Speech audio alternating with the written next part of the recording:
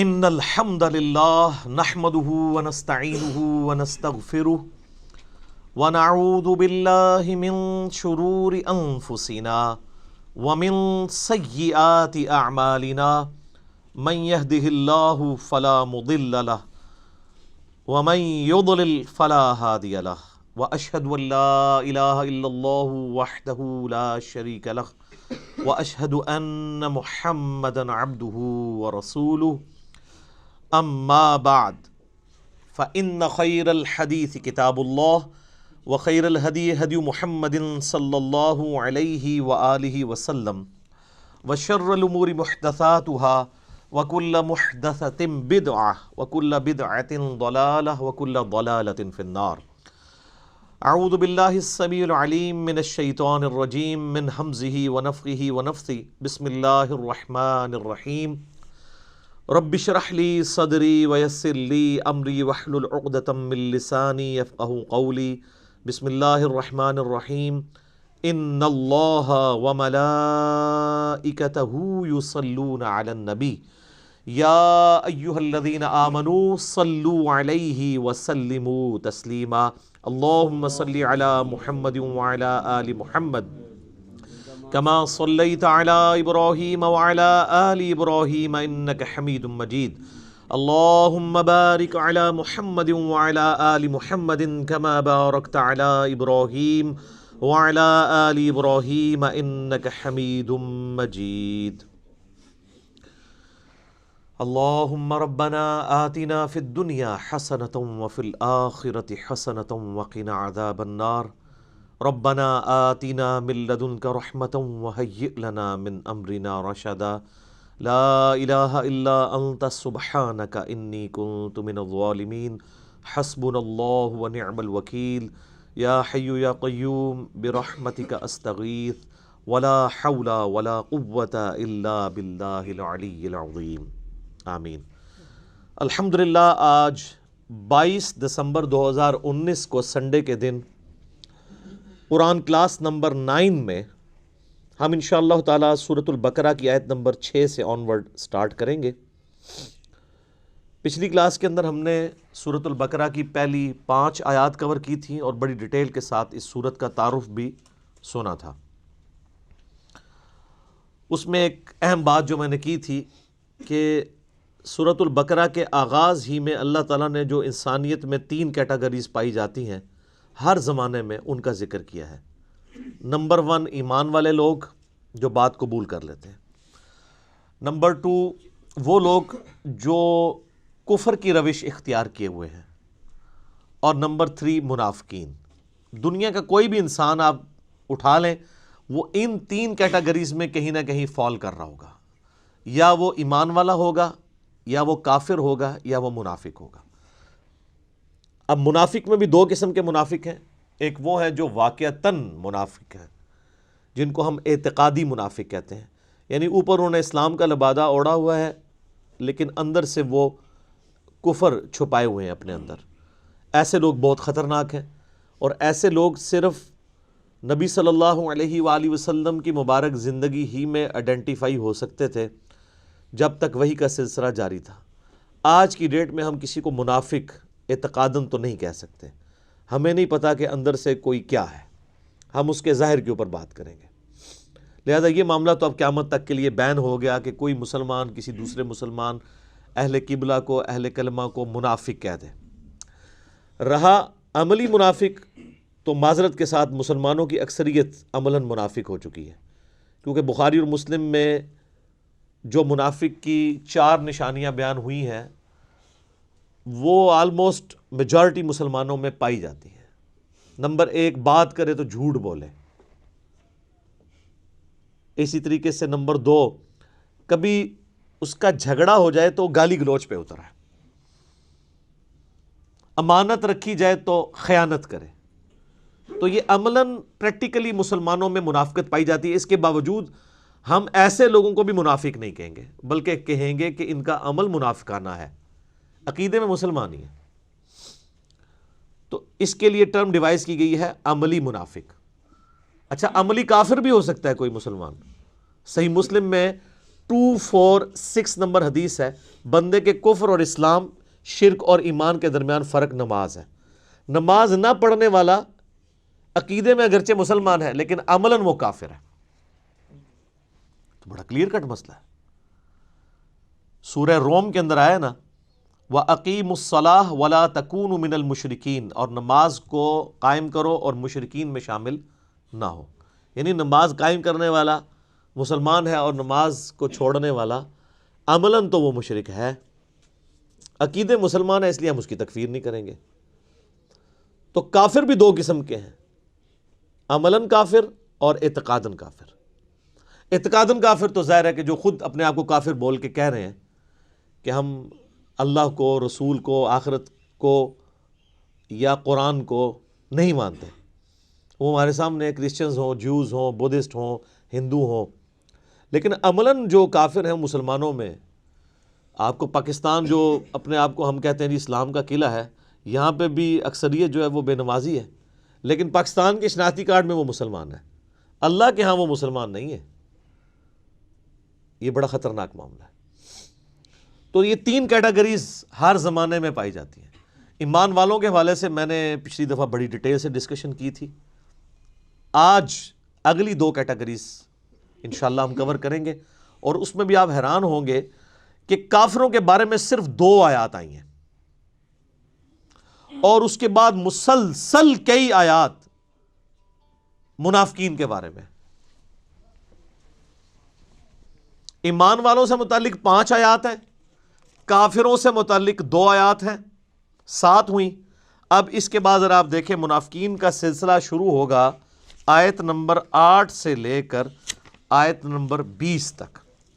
یہ کتنا خطرناک معاملہ ہے۔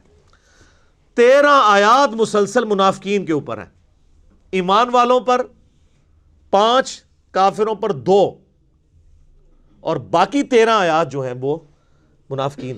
یعنی یہ منافقت والا جو ایشو ہے یہ بہت کریٹیکل ایشو ہے، اور وہ اس لیے ہے کہ منافقین صرف اعتقادی نہیں ہوتے، عملاً بھی منافق ہوتے ہیں، جو اس وقت پریکٹیکلی مسلمانوں کی اکثریت ہو چکی ہے لیکن ان کو پتہ نہیں ہے۔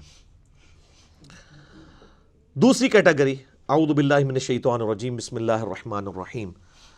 ان الذین کفروا، بے شک وہ لوگ جنہوں نے کفر اختیار کیا، سواء علیہم، ان کے لیے تو برابر ہے، اانذرتہم، کہ آپ صلی اللہ علیہ وآلہ وسلم ان کو آخرت کا ڈر سنائیں، ام لم تنذرہم لا یؤمنون، یا آپ صلی اللہ علیہ وآلہ وسلم انہیں آخرت کا ڈر نہ سنائیں، ان کے لیے برابر ہے، لا یؤمنون، وہ ایمان نہیں لے کر آئیں گے۔ اچھا، اس کا یہ مطلب نہیں ہے کہ جو کافر ہے اس کو آپ نے تبلیغ نہیں کرنی ہے۔ تو یہ کتاب ہدایت پوری انسانیت کے لیے، ھدی للناس وبینات من الہدی والفرقان، اس میں امپلائیڈ ہے ان الذین کفروا، بے شک وہ لوگ جنہوں نے کفر اختیار کیا ہے، جان بوجھ کی آنکھیں بند کی ہوئی ہیں، جس کو ڈاکٹر اسرار صاحب رحمہ اللہ تعالیٰ بڑی پیاری بات کرتے تھے کہ جو شخص سویا ہوا ہے اس کو تو آپ جگا سکتے ہیں، اور جو آنکھیں بند کر کے لیٹا ہوا ہے اس کو کوئی نہیں اٹھا سکتا، کیونکہ وہ پہلے ہی جاگ رہا ہے، جاگنا چاہتا نہیں ہے۔ تو ایسا شخص جس کے اوپر حق اور باطل واضح ہو چکا ہو، اس کے باوجود وہ جان بوجھ کے کفر کی روش اختیار کرے، اس کے لیے قرآن میں کوئی ہدایت نہیں ہے۔ یہ بڑا خطرناک معاملہ ہے۔ تو اس سے مراد وہ کافر ہیں کہ جو حق جاننے کے باوجود جان بوجھ کے اپنی قبیلے کی حمایت کے اندر، اپنی نسلی تعصب کے اندر، یا جیلسی فیکٹر کی وجہ سے، جس طرح یہودی تھے، نبی صلی اللہ علیہ وآلہ وسلم کو ماننے سے انکار کر دیا، وہ سب کے سب اس کیٹیگری میں فال کرتے ہیں۔ ان کے لیے اب آپ ان کو تبلیغ کریں نہ کریں، ان کے لیے برابر ہے، وہ ایمان نہیں لے کر آئیں گے۔ ختم اللہ علی قلوبہم، اللہ نے ان کے دلوں پر مہر لگا دی ہے، سیل کر دیا، یعنی سیل ہو گئی، اب کوئی چیز اس کے اندر داخل نہیں ہو سکتی۔ وعلی سمعہم، اور ان کے کانوں پر بھی، وعلی ابصارہم، اور ان کی آنکھوں پر بھی، غشاوۃ، پردہ پڑ چکا ہے، وَلَهُمْ عَذَابٌ عَظِيمٌ، اور ان کے لیے بہت بڑا عذاب تیار کر رکھا ہے اللہ نے۔ وَلِعَوْذُ بِاللَّهِ تَعَالَى اللَّهُمَّ أَجِرْنَا مِنَ النَّارِ اللہم اجرنا من النار، اللہم اجرنا من النار۔ اچھا، قرآن کا طالب علم جب اس طرح کی آیات پڑھتا ہے نا تو وہ پریشان ہو جاتا ہے کہ بھئی قرآن تو بہت سٹریٹ فارورڈ ہے، اور آپ دیکھ رہے ہیں کہ اللہ تعالیٰ کے مزاج میں وہ چیزیں نہیں ہیں جو آپ کو میٹھے میٹھے وائزین بتاتے ہیں۔ اس لیے میں کہتا ہوں کتابوں کا خدا اور ہے اور بابوں کا خدا اور۔ قرآن بہت سٹریٹ فارورڈ ہے، کیونکہ یہ کلام کرنے والا کون ہے؟ اللہ، بے پرواہ ہے، اور وہ اسی پیشن کے ساتھ بات کرے گا تو آپ بھی اللہ کو سیریس لیں گے نا۔ اور اگر آپ کو یہ کہانی کرائی جائے گی، خیر ہے، جیسے ایک نانی اماں ہوتی ہیں، ایک دادی اماں ہوتی ہیں، تو اللہ تعالیٰ تو نانی اور دادی سے بھی بڑھ کے رحم کرنے والا ہے۔ یہ کہانی، یہ کس آیت میں، کس حدیث میں لکھی ہوئی ہے یہ بات؟ اور میں اس کو پھر اینٹی وینم الزامی جواب کے طور پہ، پھکی کے طور پہ کہتا ہوں کہ اگر یہ نانی دادی اور ماں کے ساتھ آپ اللہ کو تشبیہ دے رہے ہیں اس کی محبت کو، تو کیا یہ نانی دادی اور ماں والی محبت اللہ تعالیٰ کی ابو جہل اور فرعون کے ساتھ بھی ہے؟ تو سارے کہیں گے نہیں۔ تو جو کلمہ پڑھ کے اللہ کے نافرمان اور باغی ہے ان کے ساتھ بھی ہے؟ نہیں۔ جو اللہ کی طرف رجوع لے آئے ان کے لیے۔ پورے قرآن میں ایک آیت بھی ایسی نہیں ہے کہ جو اللہ کا باغی ہو، رجوع نہ لانے والا ہو، اللہ کہتا ہوں میں اس کو معاف کرنے والا ہوں۔ ہمیشہ یہ ہے کہ جو توبہ کر لے، اپنی اصلاح کر لے، رجوع لے آئے۔ یہ درجنوں آیات ہیں، وہ وقت کے ساتھ آئیں گی، ورنہ تو میں اسی آیت کے اوپر ہی پورا یہ لیکچر ختم کر دوں گا، پھر آپ کا وہ یہ مصحف تو پچھلا تو 9 سال میں ختم ہوا ہے، یہ 18 سال میں بھی ختم نہیں ہونا۔ لیکن جنرل میں بات ضرور کروں گا تاکہ آپ کو ایک کنسیپٹ کلیئر ہو کہ جو باتیں بتائی گئی ہیں بالکل نان سینس باتیں ہیں، اس طرح کا کوئی کنسیپٹ نہیں ہے اسلام کے اندر۔ ایک میرا یوٹیوب پہ کلپ بھی ہے، اللہ کی رحمت سے دھوکہ، وہ آپ کلپ دیکھیں، میں نے اس میں کراس ریفرنس کے طور پہ کئی آیات پیش کی ہیں کہ یہ آپ کو بالکل کہانی کرائی گئی ہے۔ اللہ تعالیٰ اپنے معاملات میں بہت سخت ہے۔ اچھا، اس کی وجہ سے بعض لوگوں کے دماغ میں یہ بھی آ جاتا ہے کہ یار اللہ تعالیٰ دیکھو مور لگا دیتا ہے، نعوذ باللہ اللہ تعالیٰ کی اپروچ بڑی کوئی فنیٹک والی ہے، نعوذ باللہ۔ ایسا نہیں ہے، یہ ان لوگوں کے لیے جو جان بوجھ کے حق سے اناد کرتے ہیں، تو پھر اللہ تعالیٰ کہ غضب کا کوڑا ان پہ پڑتا ہے کہ یار ان کو بات سمجھ بھی آ گئی تھی، اس کے باوجود انہوں نے یہ کیا ہے، اب میں ان کو نہیں چھوڑوں گا، اب ان کے اندر ہدایت داخل بھی نہیں ہو سکے گی۔ یہ بہت، یعنی اس کو کہتے ہیں پوائنٹ آف نو ریٹرن۔ اب اس پہ اللہ تعالیٰ کو کوئی پوچھ نہیں سکتا، اس کو اللہ نے بین کیا ہے۔ لا یسأل عما یفعل وہم یسألون، اللہ کو کوئی نہیں پوچھ سکتا اس نے کوئی کام کیوں کیا ہے، اللہ ہر ایک کو پوچھ سکتا ہے۔ یہ اللہ کو گلہ نہیں کیا جا سکتا، رب ہے، مالک ہے، اس نے اپنے لیے رول طے کیا ہے کہ بھئی جب پوائنٹ آف نو ریٹرن پہ کوئی بندہ پہنچے گا، سچائی قبول کرنے کے باوجود وہ حق سے اناد کرے گا، اس کو نظر آ جائے گی سچائی ہے، پھر بھی وہ اناد کر دے گا، پھر میں مور لگا دوں گا، آؤ پھر وقت کا پیغمبر بھی اس کو ہدایت نہیں دے سکتا۔ انک لا تہدی من احببت ولکن اللہ یہدی من یشاء، اے نبی جس سے تم محبت کرتے ہو تم بھی اسے ہدایت نہیں دے سکتے، اللہ جسے چاہتا ہے ہدایت دیتا ہے۔ ہدایت کس کو دیتا ہے؟ والذین جاہدوا فینا لنہدینہم سبلنا، جو لوگ ہماری راہ میں کوشش کریں گے ان کے لیے ہم اپنی راہیں کھولیں گے۔ اس کائنات کی سب سے ایلیٹ چیز ایمان ہے، جس کے اوپر ہمیشہ کی کامیابیوں اور ناکامیوں کا فیصلہ ہونے والا ہے۔ تو آپ کیا سمجھتے ہیں کہ آپ کو یہ راہ چلتے فٹ پاتھ پہ گری پڑی مل جائے گی؟ اس کے لیے کوئی ایفرٹ پٹ نہیں کرنی پڑے گی، اور دنیا میں جس چیز کی منفعت چند سالوں کے لیے ہو وہ بھی اتنی ایفرٹ پٹ کرنے کے بعد ملتی ہے، اور جس سے ہمیشہ کی کامیابیاں آپ کا مقدر ہونے والی ہیں، آپ سمجھتے ہیں کہ وہ آپ کو چنگیزی لگ جائے گی، مفت میں ہی مل جائے گی؟ نہیں، ناٹ ایٹ آل۔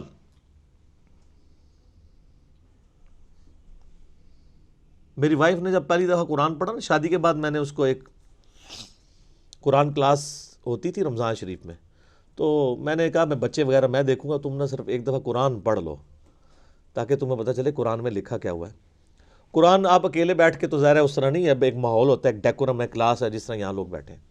تو رمضان میں پورا قرآن اس نے مکمل کیا نا، تو میں نے اس سے پوچھا تم نے کیا یعنی اس سے حاصل کیا؟ اس نے کہا جی اللہ بہت سخت ہے، اور جس خدا کا تعارف ہمیں ہمارے ماں باپ اور یہ معاشرہ کرواتا ہے وہ خدا نہیں ہے جو قرآن میں ہے۔ اللہ تو اپنے معاملات میں بہت سخت ہے۔ یہ کتاب انذار ہے، تبشیر اور بشارت ان کے لیے جو بات مانتے ہیں، جو نہیں مانتے ہیں ان کے لیے عذاب کا کوڑا ہے یہ کتاب۔ کیونکہ اللہ ہے نا. یہ کائنات اس نے اس لیے بنائی ہے کہ آپ جانوروں کی طرح کھائیں پئیں, اولاد پیدا کریں اور مر جائیں. انسان کو اس نے اپنے لیے پیدا کیا ہے, پوری کائنات انسان کے لیے اور انسان کو اپنے لیے. وما خلقت الجن والانس الا لیعبدون. اچھا یہ جو بات ہے نا, ختم اللہ علی قلوبہم وعلی سمعہم وعلی ابصارہم, مہر لگا دی ان کے دلوں پر, کانوں پر, آنکھوں پر, پردہ ڈال دیا, اب عذاب ہی ان کو آئے گا. یہ آپ نے اگر بات سمجھنی ہے نا تو آپ پارہ نمبر 7 کے آخری صفحے پہ آ جائیں. سورۃ الانعام میں آیت نمبر ہے 110, 7ویں پارے کی آخری آیت, آپ کے یہ بلو والے قرآن میں 142 نمبر پیج کی آخری آیت 110 نمبر. وَنُقَلِّبُ أَفْئِدَتَهُمْ وَأَبْصَارُهُمْ, ہم پھیر دیتے ہیں ان کے دلوں کو اور ان کی آنکھوں کو, عقل اور ان کی آنکھوں کو, کہ وہ حق بات قبول نہ کریں. حق سے اللہ فرماتا ہے کہ میں ان کو حق سے اندھا کر دیتا ہوں. کما لم یؤمنوا بہ اول مرہ, جس طرح کہ انہوں نے بھی تو پہلی دفعہ جب ان کے اوپر حق کھلا تھا انہوں نے ایمان لانے سے روح گردانی کی تھی نا, اب یہ چاہیں گے بھی نہ تو میں ان کو اسلام کی طرف نہیں آنے دوں گا. وَنَذَرُهُمْ فِي طُغْيَانِهِمْ يَعْمَهُونَ, اور میں ان کو چھوڑ دوں گا اپنی سرکشی میں بھٹکتے پھریں. وَلَوْ أَنَّنَا نَزَّلْنَا إِلَيْهِمُ الْمَلَائِكَةَ, اور اب اگر فرشتے بھی ان کے سامنے نازل ہوں, وَكَلَّمَهُمُ الْمَوْتَى, اور مردے قبروں سے نکل کے ان کے ساتھ بات کرنا شروع کر دیں. وَحَشَرْنَا عَلَيْهِمْ كُلَّ شَيْءٍ قُبُولًا, اور ہر چیز جن کا ان سے وعدہ کیا تھا ان کی آنکھوں کے سامنے آ جائے, قیامت بھی, عذاب بھی, سب کچھ بھی. مَا كَانُوا لِيُؤْمِنُوا, پھر بھی یہ ایمان نہیں لے کے آئیں گے. یہ ہے سر کتابوں کا خدا. یہ نانی اماں, دادی اماں اور ماما نہیں ہے, یہ اللہ ہے. کتنی سختی ہے کہ فرشتے بھی. اب مجھے بتائیں کسی سے مردہ نکل کے قبر سے کہے کہ میری تو پھینٹی لگ گئی ہے, آپ کو تو پوری زندگی نیند نہیں آنی ہے, لیکن اللہ فرما رہا ہے پھر بھی یہ ایمان نہیں لے کے آئیں گے. کر لو جو کر. یہ اللہ کہہ رہا ہے. آمین. الا ان یشاء اللہ, ہاں اگر اللہ ہی چاہے زبردستی کسی کو اس طریقے سے ہدایت دے دے وہ الگ بات ہے. ولیکن اکثرہم یجہلون, لیکن اکثر لوگ جہالت کا شکار ہیں. وہ اپنی وشفل تھنکنگز کے اندر, امانیہم جنہیں کہا گیا, وہ ان میں پھر رہے ہیں, پھرتے رہے.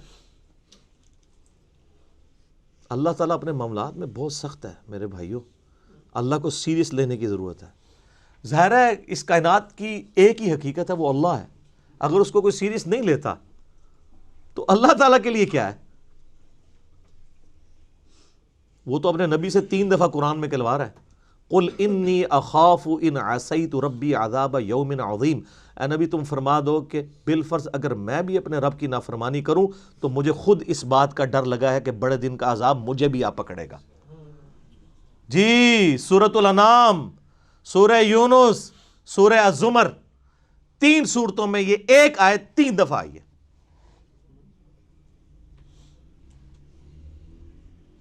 آپ مجھے بتائیں جو آپ کو کہتے ہیں جناب ہم بخشوا لیں گے, ہم اپنے مریدوں کو لے جائیں گے, اور تو انہوں کھنگن نہیں دینا کسی نے ہوتے. تو یہ اس لیے کہ نہ انہوں نے خود قرآن پڑھا ہوا ہے اور نہ آپ کو پڑھنے دیں گے, ورنہ آپ کا دماغ کھل جائے گا. او جی گاڈ از آل لونگ, یہ کرسچنز نے بھی ایک دھوکہ دیا ہے نا, گاڈ از آل لونگ. تو میں نے ان کو بھی پھکی دی تھی کہ اگر گاڈ از آل لونگ ہے اور وہ آل لونگ کا کنسیپٹ پھر صوفیاء کے ہاں ادھر مسلمانوں میں بھی داخل ہوا, وہ جی اللہ کو ہماری نمازیں چاہیے. اور سر اللہ نے کب کہا مجھے تمہاری نمازیں چاہیے؟ اللہ کہتا ہے تمہیں تمہارے لیے نمازیں چاہیے, اللہ کے لیے نہیں, اپنے لیے. گاڈ از آل لونگ, او آل لونگ اس کے لیے ہے جو اس کا بندہ بن جائے گا, باغی کے لیے نہیں. تو پھر میں نے ان کو دنیاوی طور پہ ایک الزامی جواب, اینٹی وینم پھکی دی ہے کہ بتاؤ تمہارے دشمن کی بھی بیوی ہو اگر کوئی اور اس کے چھوٹے چھوٹے 4 بچے ہوں, کیا تم اپنے دشمن کے لیے خواہش رکھو گے کہ اس کی بیوی چھوٹے چھوٹے 4 بچے چھوڑ کے مر جائے اور اس کے بچے سوتیلی ماں کے ہاتھوں پٹتے رہیں, ان کے مینٹل ماڈلز تک بدل جائیں؟ سارے کہیں گے نہیں نہیں جی. کیوں نہیں؟ دل پسیجتا ہے. اچھا آپ کا دل پسیجتا ہے اور آپ نے ہمیں یہ کہانی کرائی ہے کہ اللہ تعالیٰ ماں سے اتنے گنا اور دادی سے اتنے گنا اور نانی سے اتنے گنا محبت کرتا ہے, تو وہ اللہ روزانہ ہزاروں ایسی عورتوں کو موت کیوں دیتا ہے جن کے 4 چھوٹے چھوٹے بچے ہوتے ہیں؟ اس پہ ساروں کی زبانیں گنگ ہو جاتی ہیں. اگر وہ آل لونگ ہے کیوں موت دیتا ہے پھر؟ آپ تو اپنے دشمن کی بیوی کو بھی موت نہ دیں, وہ روزانہ ہزاروں ایسی ماؤں کو موت کیوں دیتا ہے جن کے چھوٹے چھوٹے بچے ہوتے ہیں؟ اس کا مطلب ہے آپ نے جو احساسات ڈیولپ کیے ہوئے ہیں کہ اللہ اپنے بندوں کے ساتھ یہ کرتا ہے, وہ نہیں ہے. اللہ اپنے احساسات کا اسیر نہیں ہے. اللہ کے وہ جذبات نہیں ہیں جو آپ کے ہوتے ہیں, وہ بے پرواہ ہے. ہاں جو اس کا ہو جائے نا اس کے لیے معاملہ الگ ہے. وہ صحیح بخاری میں حدیث ہے کہ جس نے میرے ولی کے ساتھ دشمنی کی, میرا اعلان جنگ ہے اس کے خلاف. اور انسان میرا قرب نہیں حاصل کرتا مگر فرائض کے ذریعے اور نوافل پہ استقامت کے ذریعے اس لیول پہ پہنچ جاتا ہے کہ میں اس کے ہاتھ بن جاتا ہوں جس سے وہ پکڑتا ہے, میں اس کے کان بن جاتا ہوں جس سے وہ سنتا ہے, میں اس کی آنکھیں بن جاتا ہوں جس سے وہ دیکھتا ہے, میں اس کے پاؤں بن جاتا ہوں جس سے وہ چلتا ہے. اچھا ادھر ہی حدیث روک دیتے ہیں صوفیاء اور وہ کہتے ہیں نہیں وہ خود ہی خدا بن گیا, ایتھوں ہاتھ پائے گا انج ہو جائے گا. وہ آگے پڑھو کیا لکھا ہوا ہے, وہ جب اپنے دشمن کے اگینسٹ مجھ سے پناہ طلب کرتا ہے میں اسے پناہ عطا کرتا ہوں. اگر وہ اللہ ہی سے پناہ طلب کر رہا ہے تو وہ پھر ہاتھ مارنے جو گا تو نا, یہ ہاتھ بن جاتا ہوں, پاؤں بن جاتا ہوں, کان بن جاتا ہوں. اس سے مراد یہ کہ اس کا اوڑھنا بچھونا پھر میں ہی بن جاتا ہوں. قل ان صلاتی و نسکی و محیای و مماتی للہ رب العالمین. اے نبی تم فرما دو بے شک میری نماز, میری قربانی, میرا جینا, میرا مرنا سب اللہ کے لیے. اوڑھنا بچھونا اللہ بن جاتا ہے. اس حدیث کے آگے الفاظ ہیں, اللہ تعالیٰ فرماتا ہے مجھے کبھی کسی معاملے میں ہچکچاہٹ نہیں ہوتی سوائے ایک معاملے کے کہ جب مجھے اپنے کسی مومن بندے کو موت دینی پڑتی ہے. اللہ کہتا ہے میں بھی اس پہ ریلیکٹڈ ہوتا ہوں. کیوں؟ میرا بندہ موت کو ناپسند کرتا ہے. ظاہر ہے موت تو کسی کو بھی پسند نہیں ہے, انسان زندہ رہنا چاہتا ہے اور یہ اللہ نے انسان کی کوالٹی رکھی ہے کہ اسے زندہ رہنے کی خواہش ہے. اسی لیے اولیاء اللہ بھی جب خطاب کر رہے ہو نا وہاں پہ سپیکر پھٹ جائے تو وہ بھی یوں کر جاتے ہیں, لا حول علیہم ولا ہم یحزنون. کیوں کرتے ہیں؟ یہ نیچرل اللہ نے رکھا ہوا ہے. کسی اولیاء اللہ کو کہنا یہ سامنے یہ بٹ صاحب کے پاس جو بندوق بڑی خطرناک سی انہوں نے تانی ہوئی ہے, کسی اولیاء اللہ کو کہنا پڑھ لے کلمہ میں چلان لگاؤں, تو آپ دیکھ لیں اس کی کیا حالت ہوگی. یہ اللہ نے نیچرل رکھا ہوا ہے. موت تو اللہ فرماتا ہے کہ میں بھی ریلیکٹڈ ہوتا ہوں. وہ اپنی موت کو ناپسند کر رہا ہوتا ہے اور میں اسے موت دے کے اپنے پاس لانا چاہتا ہوں. پھر کیا ہوتا ہے؟ پھر تو وہ قرآن پاک میں سورہ حمیم سجدہ میں آیا نا کہ ایسے لوگوں میں پھر فرشتے نازل ہوتے ہیں, ان کو بشارت دیتے ہیں موت کے وقت. اور پھر سنن ابی داؤد میں, سنن نسائی میں بڑی ڈیٹیلڈ احادیث ہیں کہ جب ایمان والے کی موت کا وقت قریب آتا ہے تو باقاعدہ اس کو آمادہ کیا جاتا ہے کہ وہ خود کہ میں مرنا ہے.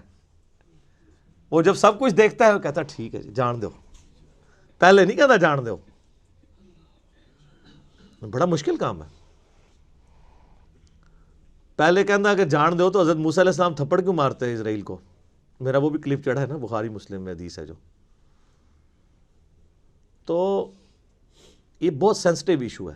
اللہ تعالیٰ کے بارے میں آپ اپنے دماغ کھول لیں, یا وہ کتاب کھول رہے ہیں جو بابوں کی لکھی ہوئی نہیں ہے کتاب, یہ اللہ کی نازل کردہ کتاب ہے. اس کو اسی طریقے سے سمجھنا ہے. شروع میں ہی آپ کا کانٹا نکل جائے گا تو آپ کو آگے قرآن سمجھنا آسان ہوگا.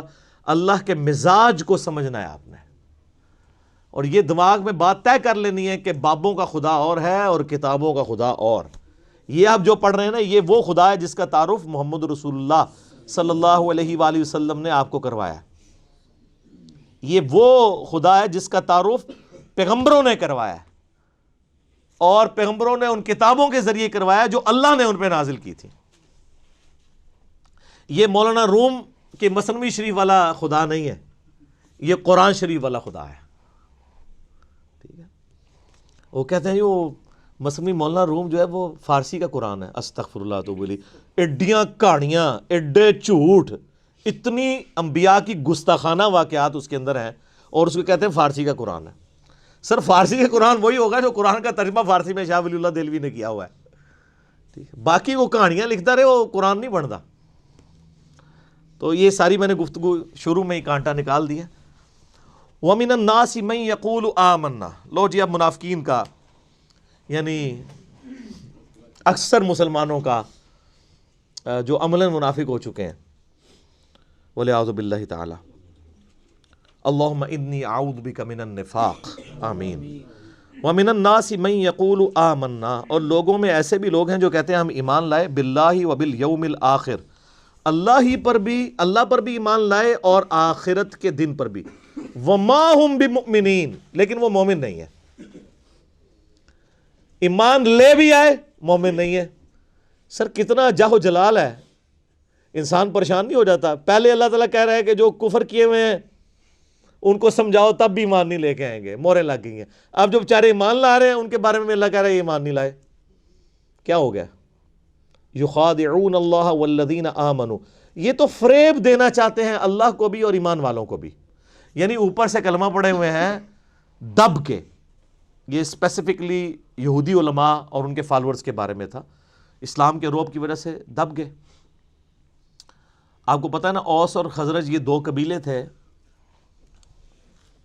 مشرکین عرب کے مدینہ شریف میں جو آباد تھے، اور دونوں کے سردار مسلمان ہو گئے تھے۔ اوس کے سردار تھے سیدنا سعد ابن معاذ رضی اللہ تعالیٰ عنہ، اور خزرج کے سردار تھے سیدنا سعد ابن عبادہ رضی اللہ تعالیٰ عنہ۔ تو اس کی وجہ سے ان کے پورے قبیلے مسلمان ہو گئے۔ اچھا، یہ علمی طور پہ تو اتنے ساؤنڈ نہیں تھے، امی تھے، ان پڑھ تھے، لیکن جنگجو بہت تھے۔ اور دوسری طرف یہودی بزدل تھے لیکن علم والے تھے۔ ان کی آپس میں اسلام سے پہلے جنگیں ہوتی تھیں، جب کبھی اوس اور خزرج سے یہ مار کھاتے تھے کیونکہ وہ تو جنگجو لوگ تھے، تو یہودی کہتے تھے اب تو تم ہمیں مارتے ہو، لیکن جب وہ آخری پیغمبر آئیں گے نا ان کے ساتھ مل کے، یہ بھی ذکر آ جائے گا سورۃ الانعام میں، اسی سورہ البقرہ میں 89 نمبر آیت میں، تو جب وہ پیغمبر آئیں گے نا تو پھر ہم ان کے ساتھ مل کے جہاد کریں گے، پھر ہم پوری دنیا کے اوپر اللہ کا ڈنکا بجائیں گے۔ آج تو تم مشرکین ہم پہ غالب آتے ہو نا، لیکن ایک دن آئے گا کہ ہم تم پہ غلبہ پائیں گے۔ یہ وہ دھمکی یہودی لگایا کرتے تھے اوس اور خزرج کو، لیکن اللہ کا کرنا دیکھے سر، جب وہ آخری پیغمبر آئے تو سب سے پہلے کفر کیا انہی یہودیوں نے جو تڑی لگایا کرتے تھے، اور سب سے پہلے ایمان انہی اوس اور خزرج نے قبول کر لیا جن کو وہ تڑی لگایا کرتے تھے۔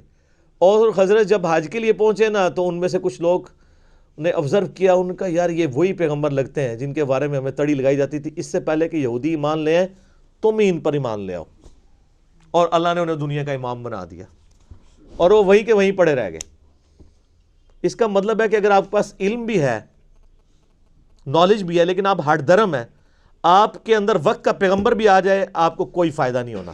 اور اگر آپ چٹے ان پڑھ ہیں، جاہل ہیں، لیکن حق قبول کرنے کا مادہ موجود ہے، تو سر آج بھی آپ کے لیے ہدایت لکھی ہوئی ہے۔ تو اوس اور خزرج نے اسلام قبول کر لیا، لیکن نبی علیہ السلام کی جو ہجرت مدینہ سے جسٹ پہلے اوس اور خزرج ایک یہودی عبداللہ ابن ابی کے اوپر متفق ہو چکے ہوئے تھے کہ اس کو ہم نے مدینہ کا سردار بنانا ہے، لیکن اللہ کی کرنی ہوئی کہ وہ دو جہاں کا سردار ہجرت کر کے مدینہ شریف آ گیا صلی اللہ علیہ وآلہ وسلم۔ تو ظاہر ہے وہ پیغمبر بھی تھے، پولیٹیکل لیڈر بھی تھے، اور دینی لیڈر بھی تھے، تو عبداللہ ابن ابی کو کس نے پھر پوچھنا تھا؟ تو اس لیے اس کے دل میں یہ قلق تھا، تو اس نے پھر اس کا حل یہ سوچا کہ اب چونکہ منافق بزدل ہوتا ہے، منافق کی پہلی نشانی بزدل ہونا ہے، بزدل ہوتا ہے جبھی تو وہ حق بات قبول نہیں کرتا، دونوں پارٹیوں کو خوش رکھتا ہے۔ نفق عربی میں کہتے ہیں سرنگ کو، سرنگ کے دو حصے ہوتے ہیں نا، دونوں طرف نکلے ہوئے ہوتے ہیں، یعنی ادھر جب جائے گا تو کافروں کو خوش کرے گا، اسی تواڈے نال ہاں جی، مسلمانوں کے پاس جائے گا تو مسلمانوں کو خوش کرے گا۔ کیوں کہ بھائی اگر وہ ایک پارٹی کے ساتھ لگے گا نا تو دوسری پارٹی کے ساتھ جب جنگ ہوگی یا جھگڑا ہوگا تو اس کی بھی لائف سٹیک پہ لگے گی، تو وہ تو ہوتا ہے اپنی لائف بچانے والا، اس لیے پھر منافقت اختیار کر لیتا ہے کہ جس پارٹی کا پلڑا بھاری ہوگا میں اس کے ساتھ اٹیچ ہو جاؤں گا، تو دونوں کے ساتھ اپنی یاریاں لگا کے رکھی ہوتی ہے۔ جیسے یہاں پہ بھی ہمارے کئی بڑوں نے باہر یاریاں لگائی ہوتی ہیں، جب ادھر پٹتے ہیں تو فوراً جناب ریٹائر ہونے کی دیر ہے تو ٹکٹ کٹا کے باہر، آپ ادھر دیکھتے رہیں۔ ہاں جب وہ ادھر ہوتے ہیں تو آپ ان کی ماشاءاللہ حب الوطنی کے اوپر تقریریں سن لیں، امت کا جناب لگتا ہے پوری پاکستانی قوم کا درد ان کے دل کے اندر ہے، بعد میں پتہ نہیں کدھر قوم گئی کدھر گئی کوئی چیز، سب کا سب فارغ ہو جاتا ہے۔ تو یہ منافق بزدل ہوتا ہے۔ تو عبداللہ ابن ابی نے اوپر سے کلمہ پڑھ لیا۔ یہ نبی علیہ السلام کی مبارک زندگی کا سب سے نٹوریس کریکٹر تھا، جو شروع سے لے کے آخر تک آپ کے لیے ایک ذہنی جو ہے وہ تکلیف کا باعث بنا. غزوہ تبوک کے بھی بعد یہ مرا ہے، یعنی آپ علیہ السلام کی دنیا سے تشریف لے جانے سے کچھ عرصہ پہلے اس کو موت آئی ہے. پوری زندگی یہ تکلیف آپ کو اس کی وجہ سے اٹھانی پڑی ہے. وہ تو آگے سورہ توبہ آئے گی تو پھر اس کا ذکر تو چلے گا. اتنا ذکر تو آپ ابو جہل کا، ابو لہب کا اور ابو سفیان کا جو بعد میں مسلمان ہو گئے تھے رضی اللہ تعالیٰ عنہ، ان کا نہیں چلے گا جتنا عبداللہ ابن ابی کا. تو اس نے دیکھا کہ اچھا یار یہ تو اب پھر میں پھنس جاؤں گا، بہتر یہ ہے کہ میں بھی کلمہ پڑھ لیتا ہوں. اور صرف کلمہ نہیں پڑھا، کھڑپینچی بھی شروع کر دی. جمعے والے دن مسجد میں پہلے آ جانا اور ادھر ادھر صفحے سیدھی کرانا، یہ وہ جس طرح ہوتا ہے نا کوئی لوگوں کو کھڑپینچی کا شوق ہوتا ہے. تو یہ کام اس نے شروع کیے، لیکن اندر سے اسلام کی جڑیں کاٹی. ایسا کریکٹر تھا. تو اللہ تعالیٰ نے فرمایا کہ یہ اصل میں یہ چاہ رہے ہیں کہ اللہ کو دھوکہ دیں. اللہ کو کیا دھوکہ دینا ہے؟ یہ نہ اللہ کو دھوکہ دے سکتے ہیں نہ ایمان والوں کو. وما یخدعون الا انفسہم، یہ تو اپنے آپ کو دھوکہ دے رہے ہیں. اور اس سے بڑا کیا ظلم ہوا ہے ان کے اوپر؟ خود انہوں نے کیا. وما یشعرون، انہیں شعور بھی نہیں ہے کہ یہ تو اپنے آپ کو دھوکہ دے رہے ہیں. اپنے آپ کو کیوں دے رہے ہیں؟ آخرت برباد کر رہے ہیں. ہمیشہ کی ناکامیاں ان کا مقدر ہونے والی ہیں. ہٹ درمی اور ضد کی وجہ سے انہوں نے حق کی دعوت قبول نہیں کی ہے. پہلے تڑی لگاتے تھے، بعد میں رہ گئے. ادھر بھی اس طرح ہی ہوتا ہے نا جناب. آپ دیکھ رہے ہوتے ہیں یہ جب کوئی گستاخانہ کارٹون فلموں کا مسئلہ، کوئی اس طرح کے ایشو اٹھتے ہیں تو آپ کو ماشاءاللہ جو لوگ توڑ پھوڑ کرتے ہوئے سڑکوں کے اوپر گاڑیاں جلاتے ہوئے نظر آتے ہیں نا، پریکٹیکل ان کی لائف یہ ہوتی ہے. ان کو پوچھیں تو ان میں سے کئی لوگ جمعے کی نماز بھی نہیں پڑھتے ہوتے، کیونکہ یہ کام کرنا بہت آسان ہے. اور معذرت کے ساتھ منافقین پھر بھی ان سے بہتر تھے. رکھ رکھاؤ کے لیے نمازیں وہ پڑھتے تھے. صحیح مسلم شریف میں حدیث ہے، عبداللہ ابن مسعود کہتے ہیں کہ نبی علیہ السلام کے مبارک زمانے میں اگر کوئی بیمار آدمی بھی ہوتا اور 2 بندوں کے سہارے وہ مسجد میں آ کے جماعت سے نماز پڑھ سکتا ہوتا تھا تو 2 بندوں سے گھسٹتا ہوا مسجد میں آتا تھا کہ اسے منافق نہ شمار کر لیا جائے کہ یہ نماز گھر پڑھتا ہے. تو منافق بھی ماشاء اللہ تعالیٰ تکبیر اولیٰ کے ساتھ نماز پڑھا کرتے تھے. تو آپ مجھے بتائیں اس زمانے کے منافقین اور آج کے منافقین میں سے پریکٹیکلی ظاہر کے اعتبار سے کون سے بہتر منافق ہیں؟ وہ والا ہی. نبی علیہ السلام کی مبارک داڑھی میں بم دکھایا ان خبیثوں نے اور کارٹون بنائے. کتنے مسلمان نوجوان ہیں جنہوں نے توڑ پھوڑ کی بجائے کہا ہو کہ جی انہوں نے داڑھی میں بم دکھایا، لو جی آج ہم داڑھی کی نیت کرتے ہیں، نال ٹھوس. تو یہ ساری جذباتی ڈاکٹرین ہے. حق بات کے اوپر چلنا یہ بہت مشکل کام ہے. نعرے لگانا بہت آسان ہے. تو اللہ تعالیٰ ماتا یہ اپنے آپ کو دھوکہ دے رہے ہیں، ان کو شعور بھی نہیں. فی قلوبہم مرض، ان کے دلوں میں تھا مرض. فزادہم اللہ مرضا، اللہ نے بھی ان کا مرض اور بڑھا دیا. دیکھیں یہ سٹائل دیکھیں گفتگو کا. ہمیں لوگ کہتے ہیں میٹھی میٹھی باتیں کرو.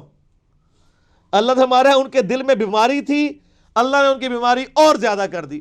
آپ کے حساب سے تو ہونا چاہیے تھا بیماری تھی، اللہ نے ان کو شفا دے دی. ہاں، کتابوں کا خدا اور ہے اور بابوں کا خدا اور. اللہ بے پرواہ ہے، وہ بھیک نہیں مانگ رہا آپ سے کہ میرے اوپر ایمان لے کے آؤ. وہ تڑی لگا رہا ہے آپ کو. ایمان لاؤ گے تو ٹھیک، نہیں تو دوزخ میں جاؤ گے سیدھے. یہ ذہن میں رکھیں. وَلَهُمْ عَذَابٌ عَلِيمٌ، اور ان کے لیے دردناک عذاب ہے. کافروں کے لیے آیا بڑا عذاب اور اس کے لیے سخت لفظ ہے دردناک عذاب. بِمَا كَانُوا يَكْذِبُونَ، بسبب اس کے کہ انہوں نے تکذیب کر دی. تکذیب کہتے ہیں کہ سچائی کو ماننے کے باوجود جھٹلا دینا. ان کو تو پتا تھا کہ یہ وہی پیغمبر آخر الزمان ہیں جن کی نشانیاں اولڈ ٹیسٹمنٹ اور نیو ٹیسٹمنٹ کے اندر موجود ہیں. تو انہوں نے کیوں انکار کیا؟ اچھا دیکھ لیں، اللہ تعالیٰ بھی امیین پہ اور جو اہل علم ہے ان میں غصہ میں فرق کرتا ہے. ان کے اوپر کیوں غصہ زیادہ ہے؟ یہ مولوی تھے، یہ دونوں سارا کے علماء تھے نا. یہ ان کی پبلک کی تو بات نہیں ہو رہی ہے نا، کہ ان کو تو پتا تھا کہ یہ وہی نبی ہیں. انہوں نے کیوں نہیں بات قبول کی ہے؟ آپ ایک جاہل آدمی کو کسی حد تک بینیفٹ آف ڈاؤٹ دے سکتے ہیں، لیکن ایک عالم وہ اس طرح کی حرکت کرے اس کو بینیفٹ آف ڈاؤٹ نہیں ملے گا. کیوں؟ وہ عزت بھی تو عام بندے سے زیادہ ویل کر رہا ہے نا. کل کو جب اس کا سکینڈل نکلے گا پھر اس نے یہ نہیں کہنا کہ جی جناب وہ اگر داڑھی والے یہ برا کام کرتے ہیں تو بغیر داڑھی والے بھی تو کرتے ہیں نا, ان کو کیوں نہیں میڈیا اچھالتا؟ اس لیے کہ سر بغیر داڑھی والا دین کے نام کے اوپر چندے اور بینک بیلنسز اور عزت کے ٹوکرے بھی تو انجوائے نہیں نہ کر رہا. تو سر پھر چوپڑیاں نالے دو تو نہیں ہونگی نا. آپ پراٹھا کھانا چاہتے ہیں وہ بھی دو, اس طرح تو نہیں ہوگا نا. تو دین کے نام کے اوپر جب آپ کھا رہے ہیں تو سر پھر جب آپ دین کے لیے دھبا بنیں گے تو آپ کی بے عزتی دوسرے لوگوں کی نسبت زیادہ ہی ہوگی. یہ لاجیکل ہے. اور سر قرآن میں تو سورۃ الاحزاب میں ہے, نبی کی بیوی ہو تم عام عورتوں کی طرح نہیں ہو, اگر تم نے بے حیائی کی تمہیں دگنا عذاب دیا جائے گا. کیوں؟ سٹیٹس ایسا ہے تو تمہارا سٹیٹس بھی ایسے ہی ہے. وَإِذَا قِيلَ لَهُمْ لَا تُفْسِدُوا فِي الْأَرْضِ, اور جب ان سے کہا جاتا ہے کہ مت فساد کرو زمین میں, قَالُوا إِنَّمَا نَحْنُ مُصْلِحُونَ, وہ کہتے ہیں ہم تو صرف اصلاح کا ارادہ رکھتے ہیں. یعنی یہ اللہ کہہ رہا ہے یہ فساد کر رہے ہیں. کیوں فساد یہ کر رہے ہیں؟ کہ اوپر سے ایمان قبول کیا ہوا ہے, ایمان والوں کو دھوکہ دے رہے ہیں, کافروں کے ساتھ بھی پینگیں بڑھائی ہوئی ہیں اور اندر سے جڑیں کاٹ رہے ہیں, اور کل کو جب جہاد کا موقع آئے گا تو یہ جو ہے وہ حصہ نہیں لیں گے. اور یہی ہوا ہے, آپ دیکھ لیں غزوہ احد کے اندر 700 لوگ لے کے وہ علیحدہ ہو گیا تھا عبداللہ ابن ابی, 300 لوگ لے کے. ٹھیک ہے جی. تو وہی عبداللہ ابن ابی نے جب یہ حرکت کی تو عبداللہ ابن مسعود کہتے ہیں کہ اللہ کی قسم اگر غزوہ احد سے پہلے مجھے کوئی پوچھتا کہ رسول اللہ کے صحابہ میں کوئی منافق بھی ہے تو میں کبھی نہ یہ بات مانتا, کیونکہ ساری ماشاءاللہ تکبیر اللہ سے نماز پڑھ رہے ہیں. یہ تو موقع ہے پتہ لگا نا کون کون محبوب کی امت سے ہے. یہ ویسے کہہ دینا تو آسان ہے جو کچھ بھی ہے تیرے محبوب کی امت سے ہے. یہ تو دودھ دہی کا کاروبار جب کرتے ہوئے پانی ملا رہا ہوگا پھر پتہ چلے گا نا کہ محبوب کی امت سے ہے کہ نہیں. جس نے ملاوٹ کی وہ ہم میں سے نہیں. صحیح مسلم کی حدیث. تو اللہ تعالیٰ فرماتا ہے کہ جب انہیں کہا جاتا ہے فساد مت کرو تو وہ کہتے ہیں ہم تو اصلاح کا ارادہ رکھتے ہیں, صلح صفائی سے چلنا چاہیے. کیونکہ منافقین ظاہر ہے چونکہ بزدل ہوتے تھے, جہاد کے بھی بڑے مخالف ہوتے تھے. اور جب نبی علیہ السلام نے, آپ کو پتہ ہے غزوہ بدر سے پہلے بھی آپ نے 8 مہمات روانہ کی تھی تاکہ عرب کے لوگوں کی لائف لائن کاٹی جائے, کیونکہ انہوں نے مسلمانوں کی ساری جائیدادوں پہ قبضہ کر لیا تھا. تو نبی علیہ السلام نے اس کے بدلے کے طور پر, اور یہ غزوہ بدر میں بھی ہوا, وہ آگے چل کے سورۃ الانفال میں آ جائے گا, تو کہتے تھے یہ لڑائی جھگڑے کا کوئی فائدہ نہیں ہے, بس میٹھی میٹھی باتیں. سر میٹھی میٹھی باتیں کرنے سے کبھی بدماش اپنی پوسٹ چھوڑیں گے؟ آج کافر کہتے ہیں جی اسلام نے تلوار کے زور کے اوپر رومن اور پرشین امپائر اکھاڑی ہے. تو سر پھر کس طرح اکھاڑتے؟ تلوار کے بغیر بدماش اپنی جگہ چھوڑتا ہے؟ نہیں. اسلام نے یہ جو نیا دور شروع کیا ہے وہ تلوار کے زور پہ کیا ہے. سورہ توبہ کی آیت نمبر 14 ہے کہ اللہ تعالیٰ صحابہ کرام سے کہتا ہے ہم تمہاری تلواریں ان کے اوپر مسلط کریں گے. صدیوں سے بیٹھے ہوئے بدماش کیسے اکھاڑے جائیں گے؟ تو یہ جہاد اور قتال کے پیچھے حکمت یہ تھی. لیکن آج جہاد اور قتال یہ ہے کہ وہ مسلمانوں کو اکھاڑنے کے لیے استعمال ہو رہا ہے. ایک مسلمان دوسرے کا گلا کاٹ رہا ہے جہاد کے نام کے اوپر. سر آپ دیکھتے نہیں پچھلے 30-40 سالوں میں سعودیہ اور ایران کی پراکسی وار میں جو کچھ ہمارے ملک کے اندر ہوا ہے, اور وہ آج تک ہم اس چنگل سے باہر نہیں نکل سکے. تو کہتے ہیں ہم تو اصلاح کا ارادہ رکھتے ہیں. الا انہم هم المفسدون, آگاہ ہو جاؤ یہی فسادی ہیں, ولکن لا یشعرون, لیکن انہیں شعور نہیں ہے. اللہ فرما رہا ہے یہ فسادی خود ہیں لیکن انہیں پتہ بھی نہیں ہے. اس سے بڑا ان کے ساتھ ہاتھ ہو گیا کہ ان کو پتہ بھی نہیں کہ توبہ میں توفیق بھی نہیں ہوگی. وَإِذَا قِيلَ لَهُمْ آمِنُوا, اور جب انہیں کہا جاتا ہے کہ ایمان لے آؤ, کما آمن الناس, جس طرح کہ باقی لوگ ایمان لے کے آئے ہیں جو کامل الایمان مومن ہیں مہاجرین اور انصار میں سے صحابہ کرام, جس طرح وہ ایمان لے کر ہیں تم بھی اسی طرح کا ایمان لے آؤ. قالوا انؤمن کما آمن السفہاء, وہ کہتے ہیں ہم ان بیوقوفوں کی طرح ایمان لے آئیں. ان کو تو نہ اپنے بیوی بچوں کی پرواہ ہے, نہ ان کو اپنی کوئی زندگی عزیز ہے. کل کو جہاد میں جائیں گے کٹ جائیں گے, پیچھے بیوی بچوں کا کیا بنے گا, یہ تو ہے ہی سارے بیوقوف ہیں. اور اللہ تعالیٰ کی طرف سے جواب سنیں, الا انہم هم السفہاء ولکن لا یعلمون, آگاہ ہو جو بے شک یہی لوگ ہی بیوقوف ہیں جو یہ صحابہ کرام کو بیوقوف کہہ رہے ہیں, لیکن ان کو خود بھی علم نہیں ہے. انہوں نے تو آخرت کا سودا کر لیا, سورہ توبہ میں آتا ہے ہم نے مومنین کی جانوں اور مال کے عوض ان کو جنت دے دی ہے، جنت کے عوض ان کی جان اور مال ہم نے خرید لیا ہے، اور خوشخبری ہو تمہیں اس بیعت کے اوپر جو اللہ سے تم نے بیعت کی ہے۔ ہمارے مسلمان بھی بیعت کرتے ہیں لیکن اپنا جان مال جو ہے وہ پیروں فقیروں پہ لٹا رہے ہوتے ہیں۔ اللہ فرماتا ہے کہ اللہ کے لیے لٹاؤ، بیعت اللہ سے ہو پیغمبر کے ذریعے صلی اللہ علیہ وآلہ وسلم۔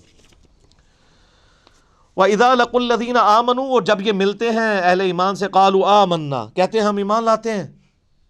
وَإِذَا خَلَوْا إِلَىٰ شَيَاطِينِهِمْ، اور جب اپنے شیطانوں کے ساتھ علیحدہ ہوتے ہیں یعنی دوسری پارٹی کے ساتھ، قَالُوا إِنَّا مَعَكُمْ، بے شک ہم تو تمہارے ساتھ ہیں، إِنَّمَا نَحْنُ مُسْتَهْزِئُونَ، ہم تو اوپر سے ہنسی مذاق کے طور پہ انہیں کہہ رہے ہوتے ہیں کہ ہم مسلمان ہیں۔ دوغلی پالیسی۔ اور اللہ نے کہا کہ اپنے شیطانوں کے ساتھ جب ملتے ہیں، شیطان کن کو کہا؟ ان کافروں کو، ان کے سرغنہ جو علماء یہود تھے ان کو۔ اب کٹھے ہوتے ہیں اپنے شیطانوں میں۔ اچھا، شیطان لفظ کے دو مطلب ہیں، ایک ہے اللہ کی رحمت سے دور، اور ایک شیطان کا مطلب ہے جو حسد اور بغض میں بھرا ہوا ہو۔ یہ بیک وقت دونوں معنی شیطان کے اوپر فٹ آتے ہیں۔ اللہ کی رحمت سے وہ دور ہے کیونکہ مردود بارگاہ ہے، اور اس میں حسد اور بغض ابن آدم کا پایا جاتا ہے کیونکہ وہ یہ سمجھتا ہے کہ نہ اللہ مجھے آدم علیہ السلام کے معاملے میں آزمائش میں ڈالتا اور نہ میں مردود بارگاہ ہوتا۔ تو یہ دونوں چیزیں اس میں، تو اللہ نے یہ انسانوں میں سے شیطان ہیں وہ لوگ جن کے ساتھ منافقین ملتے ہیں اور کہتے ہیں ہم تو مذاق کر رہے تھے، انما نحن مستہزئون، ہم تو صرف مذاق کر رہے تھے۔ اللہ تعالیٰ فرما رہا ہے اللہ یستہزئ بہم، اللہ ان کے ساتھ اصل میں مزاح فرما رہا ہے جیسا کہ اس کی شان کے لائق ہے۔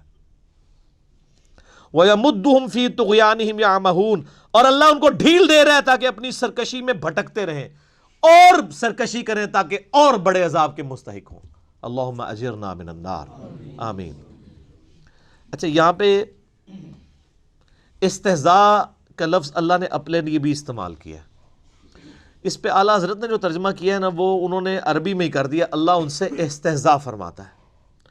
باقی لوگوں نے ترجمہ کیا اللہ ان سے مذاق کرتا ہے، تو اس پہ پھر وہ باقی اعتراض کرتے ہیں کہ جی دیکھیں جی مذاق تو ایک نٹوریس چیز ہے، اور اس لیے یہ لفظ اللہ کی طرف منسوب کرنا جو ہے وہ گستاخی ہے، تو وہ پھر استہزاء کا ترجمہ استہزاء ہی کر دیتے ہیں۔ کوئی گستاخی نہیں ہے، اللہ نے جب لفظ استعمال کیا ہے تو وہ جن معنوں میں استعمال کیا آپ اسی، اور وہ بہتر ترجمہ ہے اللہ ان سے مزاح فرماتا ہے جیسا کہ اس کی شان کے لائق ہے۔ اس میں یہ جھگڑے میں نہیں پڑنا چاہیے جی آپ یہ نٹوریس ورڈ یوز کر رہے ہیں، اللہ نے خود کیا واللہ خیر الماکرین، خفیہ تدبیر ترجمہ کیا ہوا ہے، وہ تدبیر خود عربی کا لفظ ہے، وہ بھی آ سکتا تھا۔ اولئک الذین اشتروا الضلالۃ بالہدی، اللہ فرماتا ہے یہ ہیں وہ منافق جنہوں نے خرید لی ہے گمراہی ہدایت کے بدلے میں۔ ہدایت بیچ دی اپنے ہاتھوں سے، مفت کی ہدایت ملی ہوئی تھی اور گمراہی خرید لی۔ فما ربحت تجارتہم وما کانوا مہتدین، تو اب ان کو یہ تجارت نفع نہیں دے گی اور نہ وہ ہدایت پہ کبھی آئیں گے۔ انہوں نے یار دیکھیں بالکل کوئی شخص دریا کے کنارے پیاسا مر جائے تو کتنی بڑا بدبخت ہے۔ محمد رسول اللہ دنیا میں جلوہ افروز ہوں، اللہ کے ریپریزنٹیٹیو، ہر لحاظ سے حجت تمام ہوئی ہو، ان کی موجودگی میں بھی کوئی کفر کی موت مر جائے، اس سے بڑا کون بدبخت ہو سکتا ہے؟ تو اللہ فرماتا ہے انہوں نے تو ہدایت آئی ہوئی اپنے ہاتھوں سے دے کے گمراہی خرید لی ہے اور اب ان کو ہدایت نہیں ملنی ہے۔ اب دو مثالیں اللہ تعالیٰ نے بیان کی ہیں بڑی مزیدار منافقین کے بارے میں۔ پہلی مثال سنیں، مثلہم کمثل الذی استوقد نارا، ان کی مثال اس طرح ہے جیسے کوئی شخص آگ روشن کرے، فلما اضاءت ما حولہ، اور جب ہر چیز روشن ہو جائے اس آگ کی وجہ سے جتنی اس ماحول میں ارد گرد ہے، ذہب اللہ بنورہم، اللہ تعالیٰ ان کی آنکھوں کا نور ہی لے جائے، وترکہم فی ظلمات لا یبصرون، اور ان کو اس گھپ اندھیرے میں رہنے دے جہاں ان کو کچھ سجھائی نہ دے، صم بکم عمی فہم لا یرجعون، پھر وہ ایسے لوگ گونگے ہیں، اندھے ہیں اور بہرے ہیں، سمن بہرے ہیں، بکمن گونگے ہیں، عمیون اندھے ہیں، فہم لا یرجعون یہ واپس نہیں پلٹ سکتے۔ یہ مثال ایسے دی کہ پرانے زمانے میں لوگ جنگلوں کا سفر کرتے تھے نا، بڑی مشکل سے لکڑیاں جمع کرتے تھے، رات کے وقت روشنی جلاتے تھے تاکہ کوئی جنگلی جانور حملہ آور نہ ہو. اللہ تعالیٰ نے آگ کا ایسا روب رکھا ہے کہ آگ کہیں جل رہی ہو تو شیر بھی قریب نہیں جاتا, شیر بھی آگ سے ڈرتا ہے, تو وہ اپنی سیکیورٹی کے لیے آگ جلایا کرتے تھے. یا سردیوں کا موسم ہے تو وہ اس سے ہیٹ حاصل کرے, پلس روشنی بھی مل جاتی تھی, اس وقت الیکٹریسٹی تو نہیں تھی, تو اسی روشنی میں اپنے باقی کام کر لیتے تھے, کھانا پکانے کا یہ وہ. تو اللہ تعالیٰ فرماتا ہے ان کی مثال اسی طریقے سے ہے کہ اتنی محنت کے ساتھ ایک جنگل میں کوئی آگ جمع کرے, روشنی بھی ہو جائے, سب کچھ نظر آنا شروع ہو جائے, اور عین اس وقت میں اس روشنی سے نفع اٹھانے والے لوگوں کی بینائی ختم ہو جائے, ان کی بصارت چلی جائے, ان کی سننے کی صلاحیت چلی جائے, اندھے ہو جائیں, بہرے ہو جائیں, گونگے ہو جائیں. تو کتنے بدبخت ہیں کہ اب ہر فیسلٹی سامنے موجود تھی, اس سے نفع اٹھانے کی بجائے ان کی اپنی ساری کوالٹیز جاتی رہیں. یہی ہوا ہے منافقین کے ساتھ کہ اللہ تعالیٰ نے محمد رسول اللہ صلی اللہ علیہ وآلہ وسلم کے ذریعے توحید کی شمع روشن کی.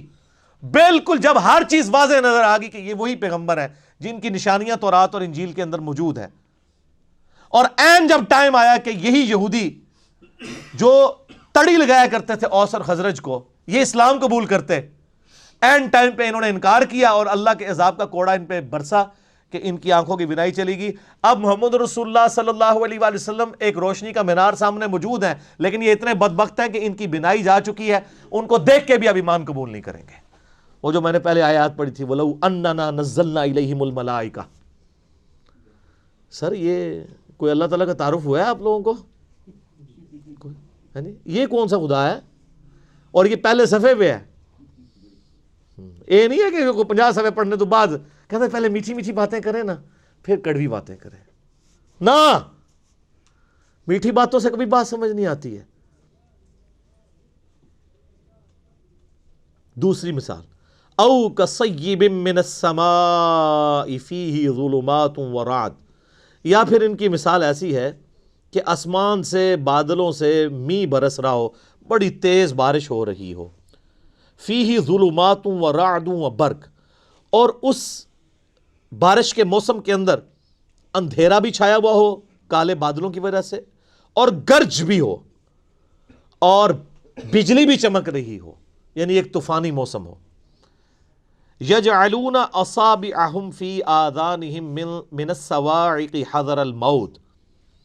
اور ٹھونستے ہیں یہ لوگ اپنی انگلیاں اپنے کانوں میں کڑک کے باعث موت کے ڈر سے. واللہ محیط بالکافرین. حالانکہ اللہ ایسے کافروں کو گھیرے ہوئے ہے. یکاد البرق یخطف ابصارہم. قریب ہے کہ بجلی اچک لے ان کی بینائی کو. کلما اضاء لہم مشوا فیہ. جب کبھی وہ بجلی چمکتی ہے تو اس بجلی کی چمک کی وجہ سے وہ روشنی جو آتی ہے اس روشنی میں چلنا شروع کر دیتے ہیں, کیونکہ گپ اندھیرا ہے کالے بادلوں کی وجہ سے, دن کے وقت بھی ہو جاتا ہے رات کے وقت بھی, اس روشنی کے سے تھوڑا سا راستہ نظر آتا ہے تو چلنا شروع کرتے ہیں. وَإِذَا أَظْلَمَ. اور جب وہ اس پہ اندھیرا چاہتا ہے, علیہم اس پر, ان پر, قاموا تو کھڑے ہو جاتے ہیں. وَلَوْ شَاءَ اللَّهُ لَذَهَبَ بِسَمْعِهِمْ وَأَبْصَارِهِمْ. اور اگر اللہ چاہتا تو ان کی سماعت بھی لے جاتا اور ان کی بصارت بھی, کانوں اور آنکھوں سے انہیں محروم کر دیتا. ان اللہ علی کل شیء قدیر. بے شک اللہ تعالی ہر چیز کے اوپر قدرت رکھتا ہے. یہ بڑی امپورٹنٹ مثال ہے.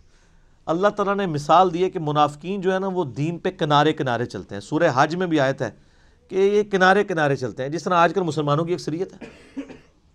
اگر کوئی نوجوان بچہ دین کے اوپر چلنا شروع کرتا ہے, وہ کہتے ہیں یار کیا تو نے جوانی میں روگ لگا لیا ہے, داڑھی رکھنی کو ضروری ہے, بس اپنی چپ کر کے نماز پڑھو. جو تھوڑے اور لبرل ہیں وہ کہتے ہیں نماز ہی پڑھنی ہے نا گھر ہی پڑھ لو, کیوں فنیٹک بن رہے ہو. حالات و واقعات جب فیور میں ہو تو سب ٹھیک, جیسے ہی مشکل آئے تو ساتھ ہی وضو ٹوٹ گیا. تو منافقین کے بارے میں بھی اللہ تعالیٰ ہمارے ان کی مثال ایسی ہے کہ یہ اللہ تعالیٰ کی طرف سے می برس رہا ہے, اللہ کی رحمت کا, نبی الاسلام کی موجودگی ہے, اللہ کی طرف سے وہی آسمان سے نازل ہو رہی ہے, لیکن یہ وہی خالی وہی نہیں آ رہی ہے, اس کے ساتھ پھر جہاد کی اور قتال کی تکلیفیں بھی جڑی ہوئی ہیں, معاشرے کی جو پابندیاں وہ بھی جڑی ہوئی ہیں. باپ کو بیٹے سے الگ ہونا پڑے گا, بھائی کو بھائی سے الگ ہونا پڑے گا. اب یہ منافقین کا حال یہ ہے, چونکہ یہ تو دنیا دار ہوتے ہیں, جب ان کے اوپر کوئی مصیبت آتی ہے نا تو ٹھٹک کے کھڑے ہو جاتے ہیں, دین پہ چلنے سے انکار کر دیتے ہیں, اور جب حالات سازگار ہوتے ہیں تو چلنا شروع کر دیتے ہیں. تو یہ مذبذبین بین ذالک، اس کے درمیان یہ اوسیلیٹ کرتے رہتے ہیں. حالات سازگار ہوں تو دین پہ چلیں گے، اور جیسے ہی مشکل وقت آئے گا ٹھٹک کے کھڑے ہو جائیں گے. تو یہی اکثر لوگ کرتے ہیں. یہ دین کے معاملات اب آپ دیکھ لیں، جب دین پہ چلنا آسان ہو تو سارے بڑے خوش ہیں، جب دین کے اوپر چلنا مشکل ہو جائے تو بڑے بڑے ایمان والوں کے بھی وضو ٹوٹ جاتے ہیں. تو منافقین کا بھی یہی حال تھا. وہ آپ آگے چل کے دیکھیں گے، جہاد کے اندر بھاگتے تھے، اور جب کبھی کامیابی ہو جاتی تھی کہتے تھے مال غنیمت میں سے ہمیں بھی حصہ دیں، ہم نے بھی جانا ہی تھا، بس وہ کوئی مجبوری ایسی ہو گئی. اور جب کبھی مسلمان شہید ہو جاتے ہیں، جس طرح غزوہ احد کے اندر ہوا، تو پھر اکیلے کہتے ہیں شکر ہے اسی پہلے ہی نہیں نال گئے. یہ سیم کریکٹر آج بھی مسلمانوں کے اندر موجود ہے، دین پہ کنارے کنارے. اور اس میں معذرت کے ساتھ سب سے بڑے مجرم ہمارے ماں باپ ہیں، اور ان کے ماں باپ، اور ان کے ماں باپ، جنہوں نے ہمیں بابوں کا دین دیا، کتابوں کا دین نہیں بتایا. اور اس سے بڑے مجرم آج کل کے وہ واعظین ہیں جو آپ کو یہ کہانیاں کراتے ہیں کہ آپ دین پہ چلیں تو انشاءاللہ سارے مسئلے حل ہو جائیں گے. سر یہ قرآن کی کس آیت میں لکھا ہوا ہے دین پہ چلنے سے آپ کے سارے مسئلے حل ہو جائیں گے؟ تو صحابہ کرام کے تو مسئلے کوئی نہیں حل ہوئے، ان کو تو جنگوں کی تکلیفوں سے گزرنا پڑا. ابو عبیدہ ابن جرح جنہوں نے یرموک کے اندر رومن امپائر کو گرایا ہے، وہ تو طاعون کے مرض میں پھوڑوں پورے جسم میں پھوڑے نکلے اور اسی حالت میں دنیا سے وہ گئے ہیں. ان کی تو تکلیفیں کوئی نہیں، ان کو دعائیں نہیں آتی تھیں، ان کو وظیفے نہیں آتے تھے. اللہ کے محبوب صلی اللہ علیہ وآلہ وسلم کو اپنی 3 جوان بیٹیاں اپنی زندگی میں دفنانی پڑی. چوتھی کے بارے میں بتا دیا گیا یہ بھی آپ کی وفات کے 6 مہینے کے بعد فوت ہو جائے گی. 4 بیٹے بچپن میں فوت ہو گئے، 2 بیٹیوں کو ایک ہی دن طلاق ہو گئی. تو اللہ کے نبی کی مشکلات کیا دنیاوی آسان ہو گئی تھی؟ صحابہ کرام کی دنیا میں کیا تکلیف آسان ہو گئی تھی؟ تکلیف جھیلنا آسان ہوگا، تکلیفیں کو نہیں ختم ہونی. ایک کنو کاٹ لو گال،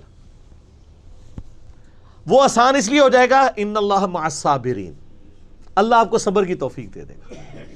بس تکلیفیں دور کوئی نہیں ہونی. یہ آپ کو کہانیاں کرا رہے ہیں لوگ، اور پھر لوگ جہاں رابطہ کرتے ہیں وہ جی جناب جب سے دین پہ چلے ہیں کاروبار خراب ہو گیا. تو ہمیں تو بتایا گیا تھا کاروبار چمکے گا، کہانی کرائی گئی تھی. ایسا تو نہیں ہوگا، مشکلات آئیں گی. جامعہ ترمذی میں ابو داؤد میں حدیث ہے کہ سب سے زیادہ تکلیفیں اللہ تعالیٰ کی طرف سے پیغمبروں پہ آتی ہیں، اس کے بعد ان پہ آتی ہیں جو ان کے بعد سب سے بڑھ کے اللہ کو محبوب ہوتے ہیں، اور اس کے بعد ان پہ آتی ہیں جو ان کے بعد سب سے بڑھ کر اللہ کو محبوب ہوتے ہیں. حتیٰ کہ انسان پہ تکلیفیں آتی رہتی ہیں اور اس کے بدلے اللہ اس کے گناہ معاف کرتا رہتا ہے، اور جب وہ دنیا سے اٹھایا جاتا ہے تو پاک و صاف اٹھایا جاتا ہے.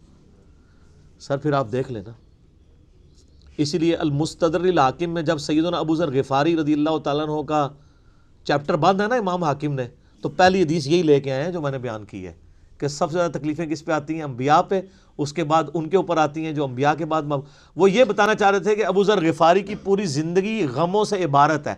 تو کوئی یہ نہ سمجھے کہ ان پہ غم کیوں ہے، تو وہ اس لیے کہ یہ انبیاء کے بعد سب سے بڑھ کر اللہ کو محبوب بندوں میں سے ایک بندہ تھا.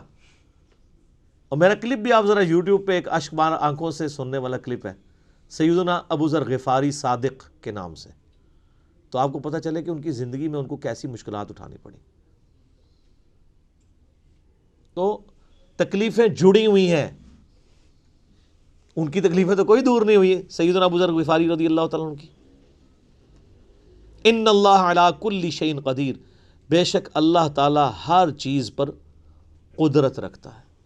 اللہ کی قدرت یہ بھی ہے کہ کسی کو زبردستی ہدایت دے دے، لیکن اس نے فیصلہ یہی طے کیا کہ جو کوشش کرے گا نا، پہلی کوشش آپ نے کرنی ہے. انا ہدیناہ السبیل اما شاکرا و اما کفورا، ہم نے راستہ ہدایت کا واضح کر دیا، اب تمہاری مرضی ہے، چاہے تو شکر گزاری کی روش اختیار کرو، خواہ نہ شکری کی. اللہ نے زبردستی ہدایت کوئی نہیں دینی، یہ اس کی ضد ہے، اس نے اپنا رول ہی ایسا رکھا ہے. ابو الحکم تھا ابو جہل، حکمت کا باپ، سارے فیصلے کرتا تھا وہاں کے بڑے بڑے، سمجھ لیں وہاں کا چیف جسٹس تھا. اور اسی کے غلام ہے سیدنا یاسر، سیدہ سمیہ ان کا بیٹا عمار بن یاسر، رضی اللہ عنہم اجمعین وعلیہم السلام اجمعین ورحمہم اللہ اجمعین. لیکن آپ دیکھ لیں اس ابو جہل کو ہدایت کوئی نہیں ملی ہے. سیدہ سمیہ کو مل گئی, سیدنا یاسر کو مل گئی, اور ایسی ہدایت ملی کہ جان بھی انہوں نے اپنی لٹا دی, اسلام کے پہلے شہید بنے, اور ابو جہل کو بات ہی نہیں سمجھ آئی. امیہ ابن خلف کو سمجھ نہیں آئی, ان کے غلام کو سیدنا بلال کو سمجھ آ گئی. تو جو کوشش کرے گا اس کے لیے ہدایت ہے, ورنہ کوئی ہدایت نہیں ہے. سیدھی سیدھی چنڈی جڑی اللہ کی طرفوں, بالکل کنو کاٹ لو گل.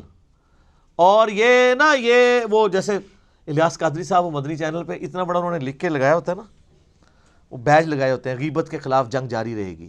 سر یہ گلے میں تختی لٹکائیں کہ خدا بابوں کا خدا اور ہے اور کتابوں کا خدا اور. یہ تختیاں جو ہے نا آپ کے گلوں میں لٹکی ہونی چاہیے, اس کے بیج بنائیں, یہ اپنے گھروں کے باہر لکھ کے لگائیں. میں تو کہتا ہوں مسجدوں کے باہر یہ لکھ کے لگائیں, کتابوں کا خدا اور ہے اور بابوں کا خدا اور, تاکہ لوگوں کو پتہ چلے. ایک شعر اور بھی لکھ دیجیے گا. کون سا؟ نہ میں وابی نہ میں بابی, میں ہوں مسلم علمی کتابی. اور یہ علمی کتابی ہے, سورہ احقاف کی آیت نمبر 4 ہے, ایتونی بکتاب من قبل ھذا او اثارۃ من علم ان کنتم صادقین. نبی فرماؤ اگر تم قرآن کو نہیں مانتے, اس قرآن سے پہلے جو کتابیں نازل ہوئی ہیں یا کوئی علم کے آثار آئے ہیں تو اس سے بات کر لو. علم اور کتاب دونوں آئے ہیں, علمی کتابی بھی قرآن میں موجود ہے. ٹھیک ہے جی, اللہ تعالیٰ سے دعا ہے جو حق بات میں نے کہی اللہ تعالیٰ ہمارے دلوں میں راسخ فرمائے. اگر جذبات میں میرے منہ سے کوئی غلط بات نکل گئی, اللہ تعالیٰ ہمارے دلوں ہی سے محو کر دے, ہمیں معاف بھی کر دے, ہمیں کتاب و سنت کی تعلیمات پر عمل کر کے دوسرے بھائیوں تک پہنچانے کی توفیق عطا فرمائے. اللہم صلی علی محمد وعلی آل محمد کما صلیت علی ابراہیم وعلی آل ابراہیم انک حمید مجید. اللہم بارک علی محمد وعلی آل محمد کما بارکت علی ابراہیم وعلی آل ابراہیم انک حمید مجید. سبحانک اللہم وبحمدک اشہد ان لا الہ الا انت استغفرک واتوب الیک وما علینا الا البلاغ المبین. جزاکم اللہ خیرا.